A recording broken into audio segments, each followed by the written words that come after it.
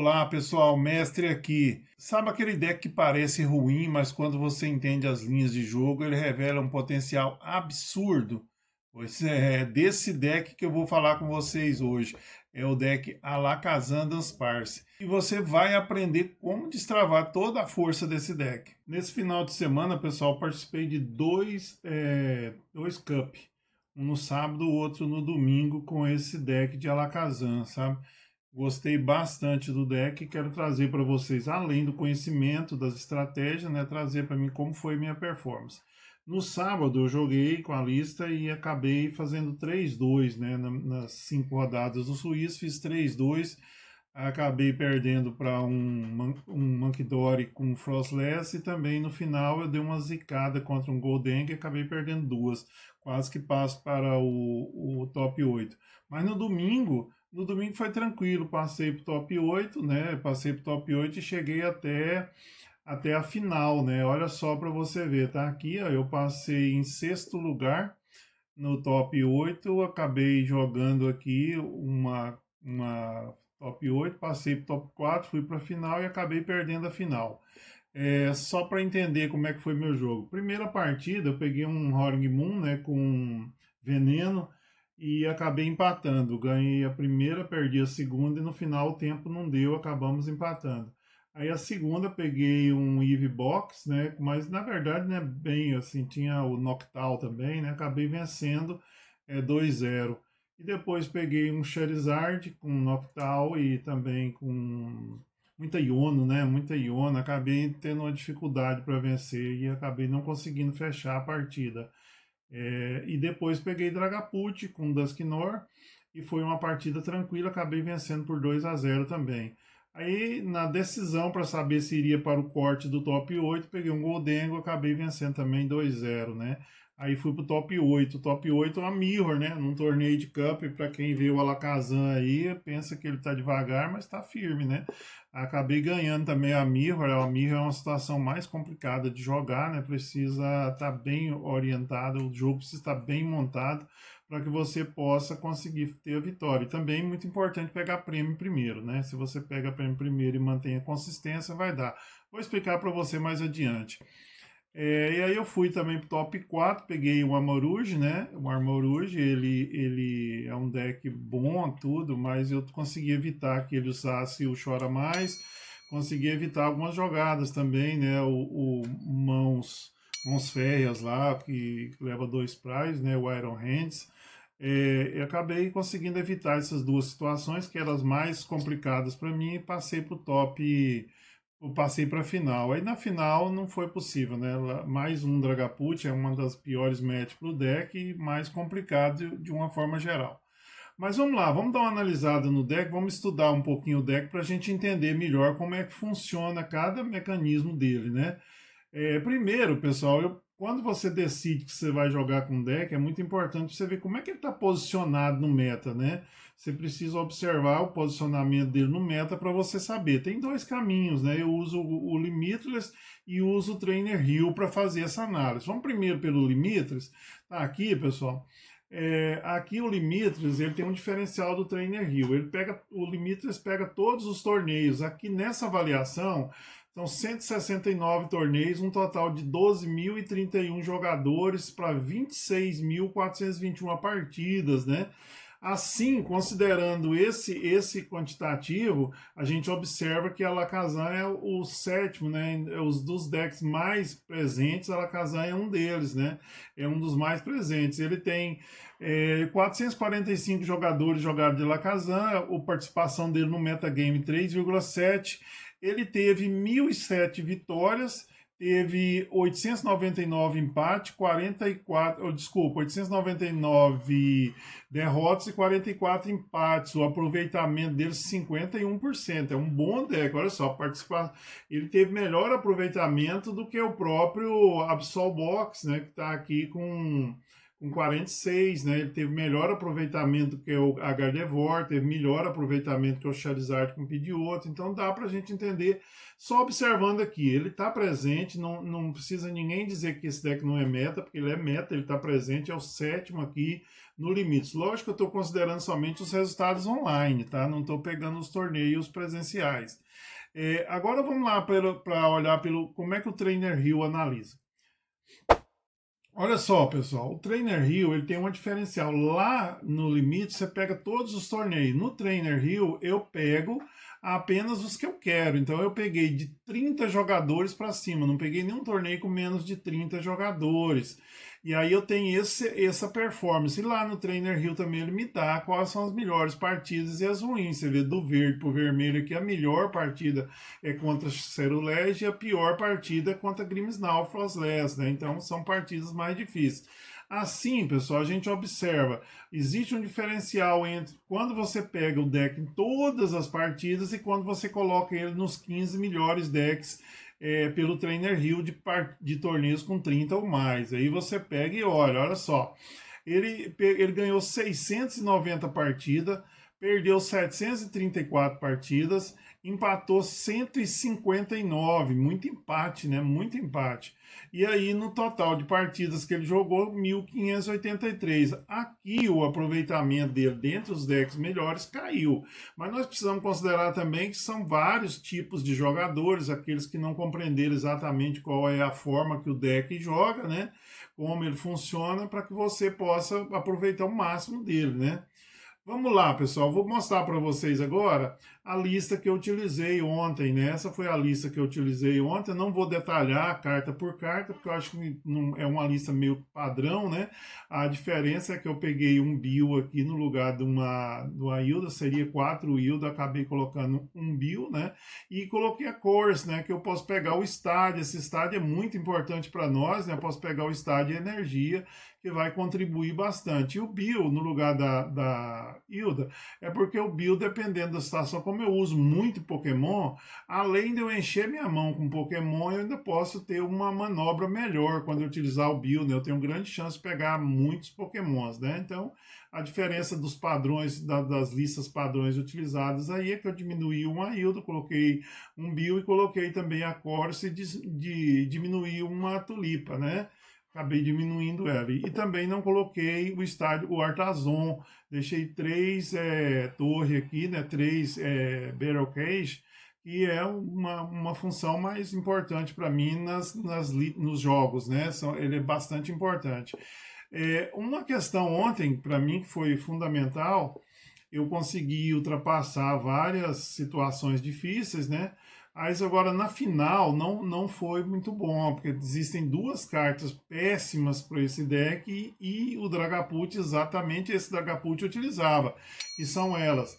A Torre de Vigia da equipe Rocket, né, que atrapalha meus Dum-Dum, né, e o Xeroz, que limpa minha mão, né, então são duas cartas bastante, que atrapalham bastante, né, ela é pior do que a Iono, porque o Xeroz que é pior do que a Iono, porque você descarta, você não volta nada pro deck, então complicador, você precisa de muita estratégia para vencer esse jogo. É possível vencer, mas precisa de muita estrutura, e como é uma final, já está cansado, faz no final do dia, acaba que você se perde um pouco para conseguir elaborar uma boa estratégia para esse jogo, tá? Então é isso, essa é a minha lista, a lista que eu utilizei. Vamos embora lá para a estratégia. Quais foram as estratégias que eu utilizei? Vamos lá, pessoal. A primeira estratégia é montagem do setup, né? Eu até já, Danspar já apareceu aqui, mas tranquilo. Aqui são meus prizes, aqui meu baralho, né? Para todos os decks você precisa ter uma configuração bem legal. O que que eu faço? Eu busco toda a minha configuração, montar toda a minha configuração para o deck dessa forma aqui. Eu preciso ter um Alakazam, no turno 2 eu consigo evoluir com Harry Candy, né? Isso é mais tranquilo. Se eu evoluo no turno 2 com Harry Candy, eu já tenho energia, eu já estou preparado para bater. Eu tenho um monte de coisa na mão, né? Eu já tenho um monte de carta, eu posso de uma certa tranquilidade bater.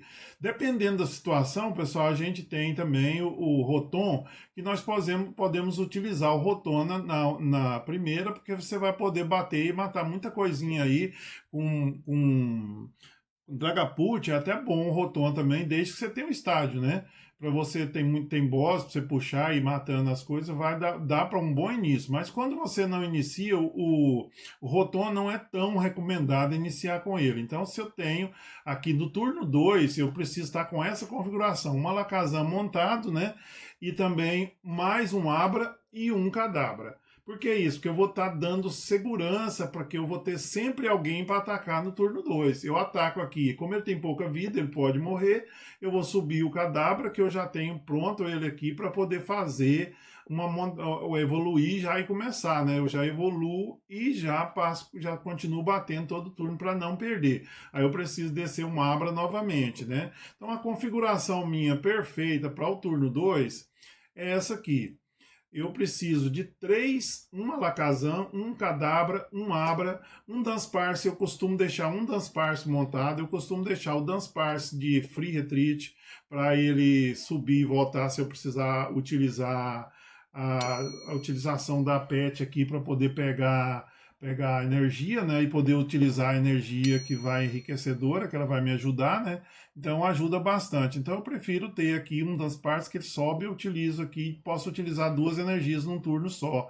E deixo um Dandum, porque se eu recebo uma Iona, eu tenho uma possibilidade boa de compra, né? Porque no início do turno você vai gastar muito poucas cartas para matar o que tiver na frente. Aqui, pessoal, você pode, e nessa configuração, você pode descartar o Charmin e descartar o Psyduck também, desde que eles não utilizem nada que bata no banco e também não utilizem nada que seja, que não use Dusknoir, você pode descartar os dois, tá?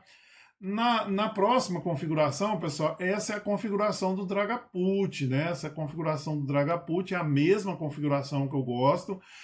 O Alakazam na frente, mais aqui um Kadabra, mais um Abra, mais os bichinhos aqui do Dunsparce, né? 2 Dunsparce.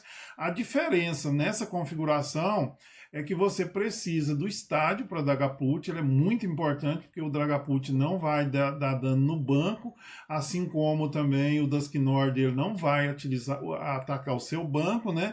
E por via das dúvidas, você mantém o Psyduck aqui também, porque ele vai ajudar na sua prevenção, proteção aqui contra Dusknoir. Então é bom deixar. Essa configuração fica mais apertada, porque você vai ter menos Dunsparce, né? Ideal é você, como você não tem garantia de ter o estádio todo turno, o Psyduck ajuda para você pelo menos não levar Dusknoir aqui, porque nossos bichinhos são pequenos, de 50 de vida, vai morrer por um dos Clops, fácil, fácil. Então a gente tem que ficar atento a isso nessa montagem aqui. Preferencialmente contra Dragapult também, sempre deixar uns parça evoluído aqui para comprar, caso você leve uma Iono, né? Mas se não der também, como no início do jogo são poucas batidas, são poucas cartas que você precisa para matar os Pokémon do oponente, dá para você manter um aqui no banco montado, nos parça montado, né? Para você ter mais tranquilidade em relação a essa volta com a Iono, né? Então, assim, aí você pode descartar o Charmin, tá? O Charmin vai embora, não precisa. Outra coisa, a gente usa Fezan, e o Fezan, a gente vai utilizar o Fezan de Pitch, a gente vai utilizar ele mas do meio para o fim, quando você já tiver certeza, tiver uma certa distância, que 2 prays, se você perder 2 prays, não vai mudar muito seu jogo, mas se no início você descer ele e você levar, você pegou 2 prays e num ataque só ele pega mais 2, você já vai ficar meio desprovido, você vai ter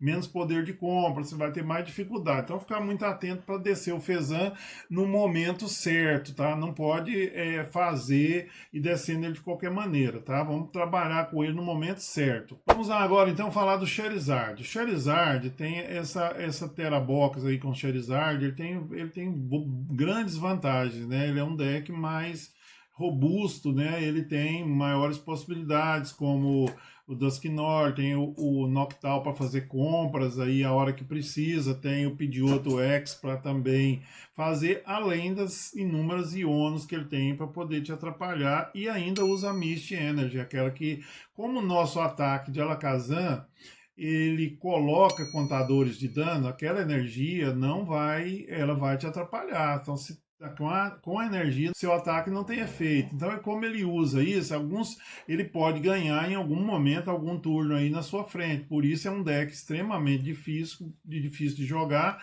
mas você precisa estar bem atento.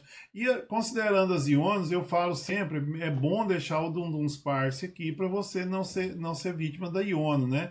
Manter o Psyduck, porque você vai se livrar dos Dusknoir, e manter o estádio também, que vai evitar os Dusknoir caso você não tenha conseguido descer o Psyduck. Esse estádio vai ser extremamente importante. É uma partida mais difícil, mas essa configuração aqui traz muitas vantagens para você. Lembra, contra Charizard é muito importante ter um Dunsparce aqui. Se você não está nem se lixando para o Noctowl dele, se for o caso, do Noctowl não, desculpa, o Dusknoir, você pode até tirar o Psyduck e manter a presença do estádio com boa possibilidade, porque a gente usa 3, em algum momento vai ficar só o nosso estádio, né? Aí é preciso que você fique bastante atento à sua linha de Alakazam para que não se perca na hora de fazer os ataques necessários. Como a gente começa também sempre na frente, nesse caso, é bom a gente ter alvos mais objetivos, né? E manter sempre o Dum aqui ativo, ligado, evoluído, para que você possa pegar a carta e se levar uma Iono. Pode, se você estiver bem tranquilo no jogo, pode até tirar o Psyduck e manter toda a linha, aquela linha inicial de 3-3-3 com o estádio, tá? Ficar muito atento com o estádio, que você pode ganhar alguns turnos aí com esse estádio. Outra match bastante complicada, pessoal, Gardevoir Gelicente. É uma partida muito ruim, mas essa configuração ajuda a gente bastante. O estádio extremamente importante. As Gardevoir estão utilizando 3 estádios. É bom que você deixa ele descer um estádio primeiro, para depois você descer o seu, para você conseguir vencer essa guerra de estádio, porque em algum momento você vai se livrar, por exemplo, dos Munkidori, né? Os Munkidori não vai deixar dano aqui no banco, ele só pode deixar dano na frente. E 90 de dano de um Munkidori não vai matar um Alakazam, então ele é obrigado a bater em você. Aí o que é normal a gente fazer? Eu costumo manter aqui um Charmin para evitar, né? Para evitar um ataque aí no banco, que a Gardevoir utiliza muito, né? Então o Scrintail, ele bate no banco e o Charmin ajuda bastante. Costumo também deixar Dunsparce por causa da Iono, né? E é possível fazer um bom jogo, pessoal, sem Charmin também. Dá para fazer um bom jogo sem Charmin. É importante que você comece bem rápido, e nesse parte o Rotom também é bom, só que aí você vai descer seu estádio primeiro, né? Você vai descer seu estádio primeiro, que vai dificultar o final da partida para você. Então o Rotom não é importante nessa partida justamente por isso, porque ele está aqui. O Rotom você tem que pôr um estádio, e aí ele complica a sua vida na briga de estádio. Exceto se ele já tiver colocado um estádio e você for o segundo, né? Ele colocou, aí você pode colocar um em cima e descer o Rotom para bater e começar a fazer seu movimento, porque o Rotom ajuda bastante, 70 em 70, ele vai levando um monte de Pokémon. Né? Aí sim, aí se você acha que o Scrintail batendo uma vez só no banco não é tão significativo, você pode tirar o Charmin e manter 3 Dunsparce aqui, que vai ser bem mais interessante talvez. Mas o Charmin é bom para evitar o ataque no banco, no caso da Gardevoir. Aí você descarta o Psyduck, né, pessoal? Não tem necessidade nenhuma. Descer o Fezand Pit também é só quando você já estiver encerrando, né, o jogo. E se você conseguir pegar as Gardevoir dele, é muito bom também, né? E a Gelicente costuma atrapalhar. Para isso a gente usa 3 boss para facilitar a nossa vida. E a gente tem um poder de compra maior, e o boss ajuda a gente a se livrar do Gelicente. E a gente usa também, pessoal, uma Counter Cat, né? Uma Counter Cat é muito importante em algum determinado momento você utilizar ela. Isso, pessoal. Então, a expectativa aí, não sei se atende a expectativa de vocês, essa orientação sobre o Alakazam. E dizer o seguinte, o Alakazam não é meme, é um bom deck pode com certeza ajudar você a ganhar algum campeonato.